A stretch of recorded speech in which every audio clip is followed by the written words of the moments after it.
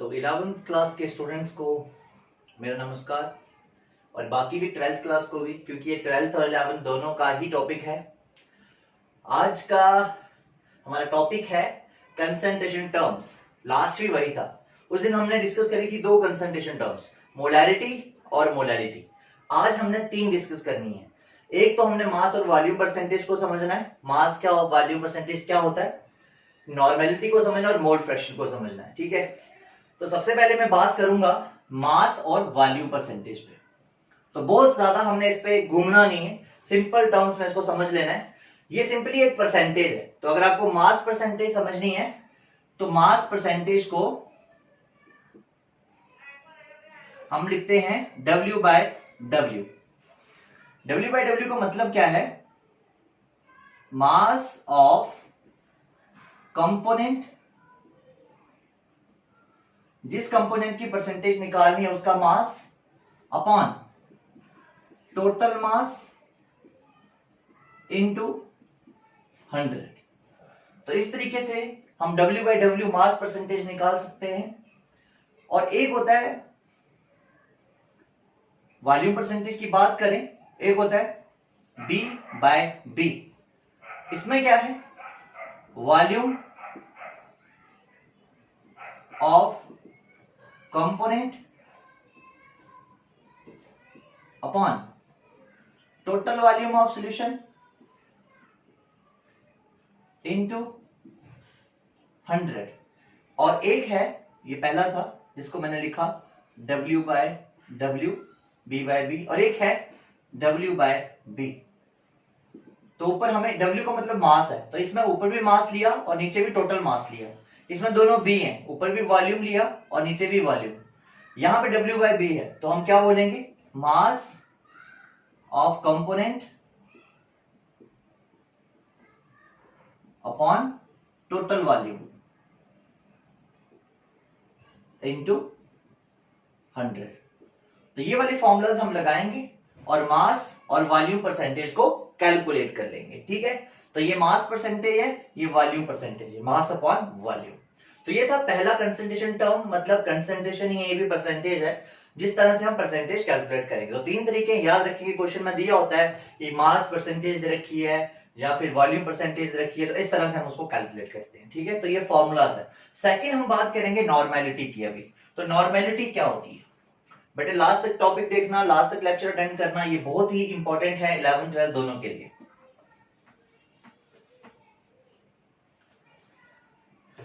So second है normality, जिसको हम कैपिटल N के साथ डिनोट करते हैं। और नॉर्मेलिटी क्या होती है, पहले मैं सिंपल टर्म्स में आपको समझा लेता हूं। 1 लीटर सोल्यूशन में हम कितना सल्यूट मिलाते हैं, लेकिन सल्यूट आपने किस अमाउंट में लेना है, मतलब मोल्स में लेना है, कैसे लेना है? तो हम सल्यूट के लिए यहां पे बोलेंगे ग्राम इक्विवेलेंट।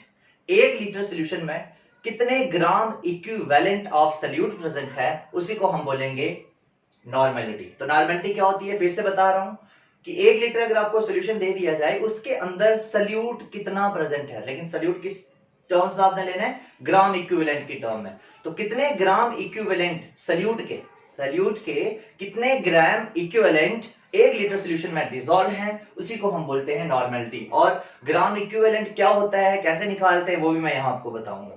तो नॉर्मेलिटी का फॉर्मूला होगा N is equals to number of gram equivalent of solute, number of gram equivalent of solute upon volume in liters। ठीक है, तो number of gram equivalent of solute upon volume of solution in liter। अब हमें ये जानना है कि number of gram equivalent का क्या मतलब होता है, ग्राम इक्विवेलेंट कैसे कैलकुलेट हम करेंगे। ठीक है, तो देखो मैं आपको ये फॉर्मूला बाद में ड्राइव करते हैं, पहले इसको यहीं पे फर्स्ट इक्वेशन बना लेता हूं मैं। नंबर ऑफ ग्राम इक्विवेलेंट जो है वो बराबर होता है given mass of solute, given mass मतलब WB, given mass of solute, upon equivalent mass of solute, equivalent mass of solute, जिसको हम EB से लिखेंगे। अब हम नंबर ऑफ ग्राम इक्विवेलेंट की जगह पे WB/EB लिख सकते हैं। Therefore N किसके बराबर हो जाएगा, इसकी जगह पे ये पुट कर दीजिए WB/EB इंटू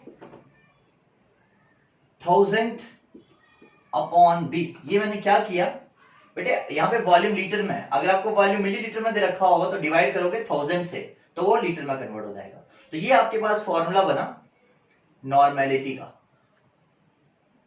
इसको सेकंड बना लो। अगर आपको कभी नॉर्मेलिटी कैलकुलेट करनी होगी तो आपको सिर्फ उसमें ये सारी चीजें चाहिए। क्या क्या चाहिए, given mass of solute, equivalent mass of solute. Given mass आपको क्वेश्चन में दे रखा होता है, ठीक है, ये आपको गिवन होगा। इक्विवेलेंट मास कैसे निकालना है वो हम सीखेंगे। दो ही तो चीजें हैं, एक गिवन मास, एक इक्विवेलेंट मास, और वॉल्यूम तो दिया ही होगा क्वेश्चन में, ठीक। तो इक्विवेलेंट मास क्या होता है, कैसे इसको कैलकुलेट करते हैं, अभी मैं अगले टॉपिक में वही आपको बताने जा रहा हूं। ये तो आपका नॉर्मेलिटी का फॉर्मूला हो गया, और इसके यूनिट्स भी आप पहले ही लिख लीजिए। इसकी यूनिट्स इस फॉर्मूला से लिखो, ऊपर ग्राम इक्विवेलेंट है, नीचे है वॉल्यूम, तो नीचे आएगा ग्राम इक्विवेलेंट पर लीटर, ये इसके यूनिट्स आ गए। तो अभी मैं आपको क्या सिखाने जा रहा हूं कि इक्विवेलेंट मास कैसे निकालते हैं, क्योंकि नॉर्मेलिटी कैलकुलेट करने के लिए इक्विवेलेंट मास का पता होना बहुत जरूरी है। तो देखेंगे, तो टॉपिक है इक्विवेलेंट मास। अगर आपका सॉल्यूट एसिड है तो आप फॉर्मूला लगाओगे molecular mass of acid divided by basicity, ठीक है, molecular mass of acid upon basicity. Basicity का मतलब क्या होता है कि कितने हाइड्रोजन उस एसिड से रिप्लेस हो सकते हैं, number of replaceable hydrogen atom, number of replaceable hydrogen atom. Example देखो, H2SO4 एक एग्जांपल ले ली बेटे, और एक ली CH3COOH की, एसिटिक एसिड की।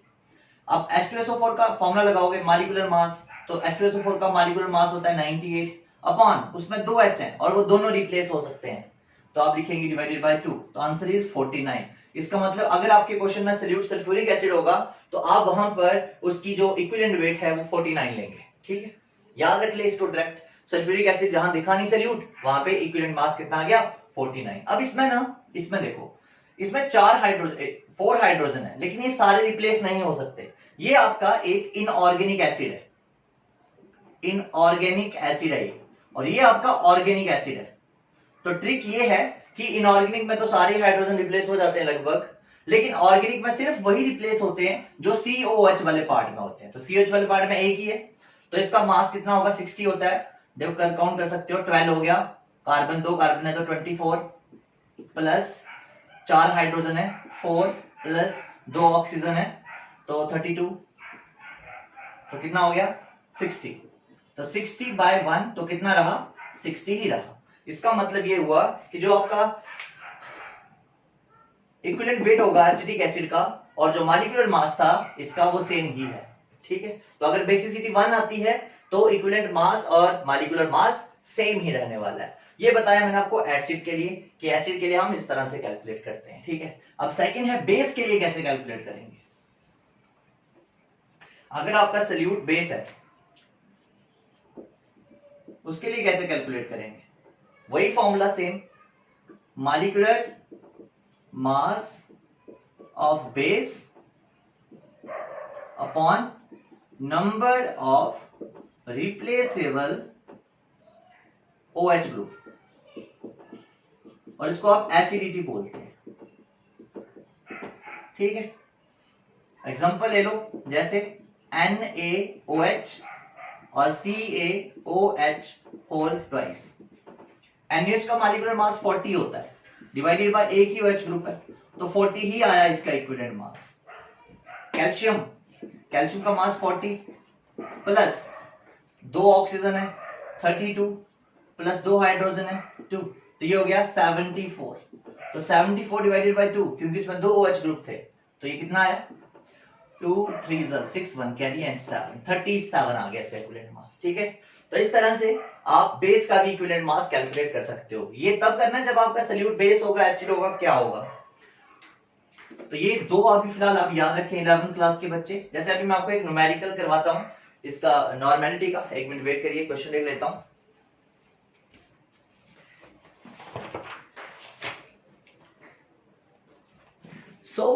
आपके पास एक क्वेश्चन है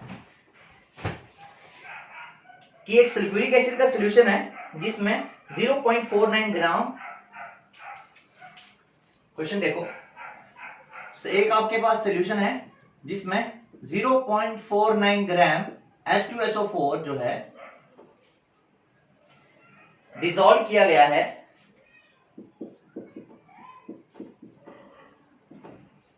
250 centimetre cube, 200 centimetre cube of the solution, of the solution. ये क्वेश्चन है आपका। ठीक है, इस क्वेश्चन में नॉर्मेलिटी निकालें, तो नॉर्मेलिटी का फॉर्मूला लिखें पहले। तो normality equals to given mass of solute upon equivalent mass of the solute multiplied by 1000 upon volume. यही था। गिवन मास हमको कितना दिया हुआ है 0.49 ग्राम। ठीक है बच्चे, इक्विवेलेंट मास देखो अभी आपका सॉल्यूट क्या है H2SO4, और मैंने अभी बताया कि H2SO4 का इक्विवेलेंट मास कितना होता है 49, तो आपने लिखना है 49 मल्टीप्लाइड बाय 1000 अपॉन वॉल्यूम दिया 250 सेंटीमीटर क्यूब। तो एक बात याद रखेंगे, सेंटीमीटर क्यूब का मतलब मिलीलीटर होता है, ठीक है, और डेसीमीटर क्यूब का मतलब होता है लीटर। तो ये 250 ml दे रखा है, तो उसको 4 से कर दीजिए कैंसिल, तो ये 1/10 आ गया। 1/10 तो नहीं आएगा, ये कितना हो जाएगा, तो ये हो गया आपके पास 0.49 डिवाइडेड बाय 49 मल्टीप्लाइड बाय 4। तो 0.49 डिवाइडेड बाय 49, पॉइंट लगाया 4.9 हो गया, फिर 0 लगाया 49 हो गया, 1 आया 0.01, 4 से मल्टीप्लाई करेंगे 0.04। तो ये आपकी नॉर्मेलिटी आ गई। यूनिट साथ में लगा देना, मैंने क्या बताए थे, ग्राम इक्विवेलेंट पर लीटर। तो इस तरह से हम लोग क्या कर सकते हैं, नॉर्मेलिटी के न्यूमेरिकल जो है वो सॉल्व कर सकते हैं। ठीक, अभी थर्ड आपके पास आती है मोल फ्रैक्शन, तब तक आप इसको नोट कर लीजिए जल्दी से।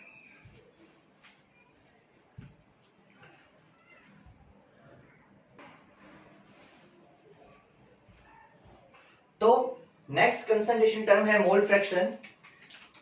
मोल फ्रैक्शन को हम डिनोट करते हैं काई के साथ, CHI, काई के साथ।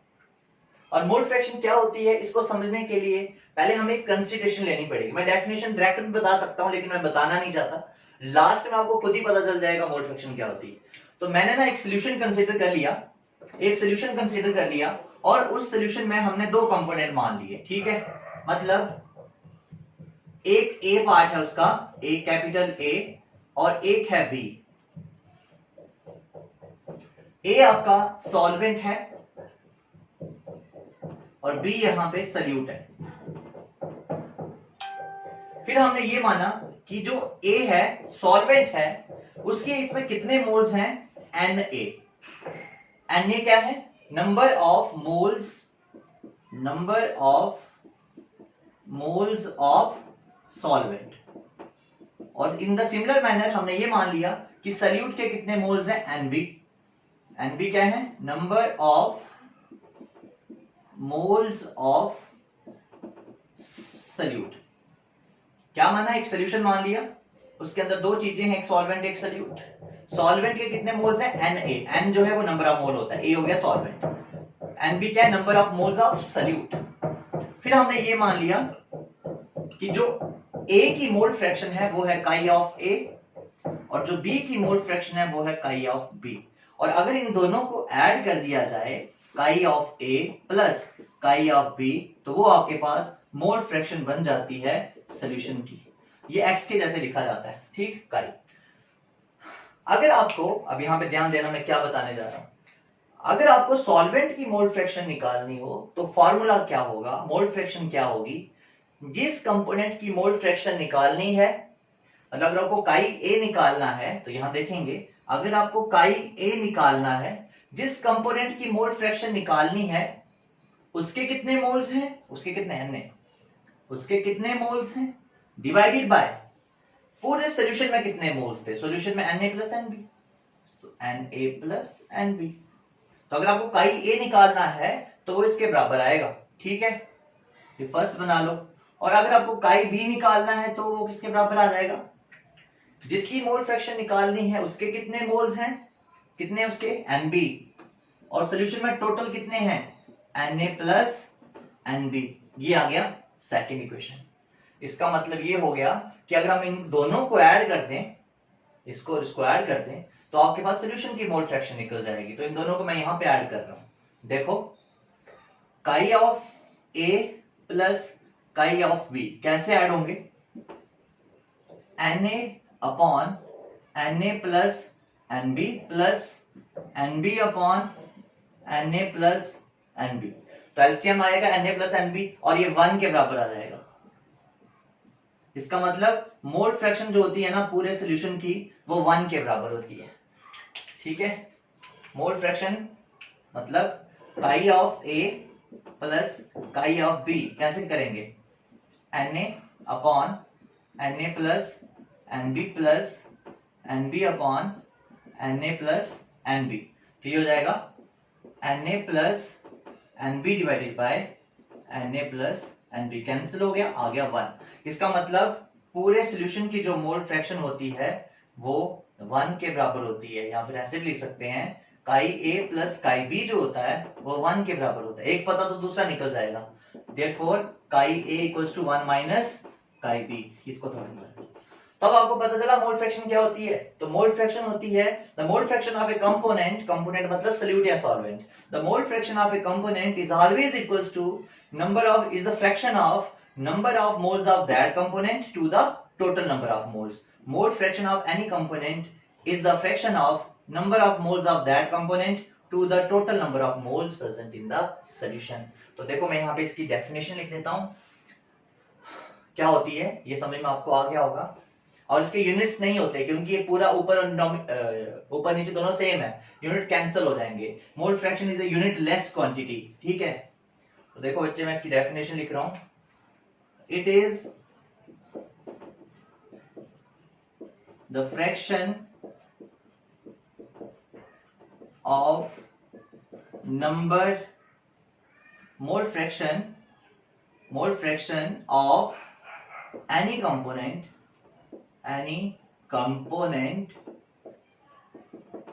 is the fraction of number of moles of that component to the total number of moles in solution। और ये एक यूनिट लेस क्वांटिटी है।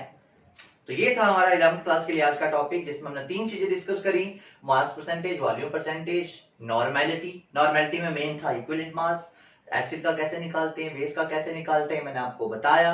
और तीसरा था मोल फ्रैक्शन। तो मोल फ्रैक्शन बहुत आसान है, अगर इस रूम पे 3 बच्चे हैं ए बी सी, ए की मोल फ्रैक्शन आपने निकालनी है तो कैसे निकालेंगे, chi of A is equals to N of A divided by Na plus Nb plus Nc, जिसकी मोल फ्रैक्शन निकालनी है उसके कितने मोल्स हैं डिवाइडेड बाय पूरे सॉल्यूशन में कितने मोल्स हैं।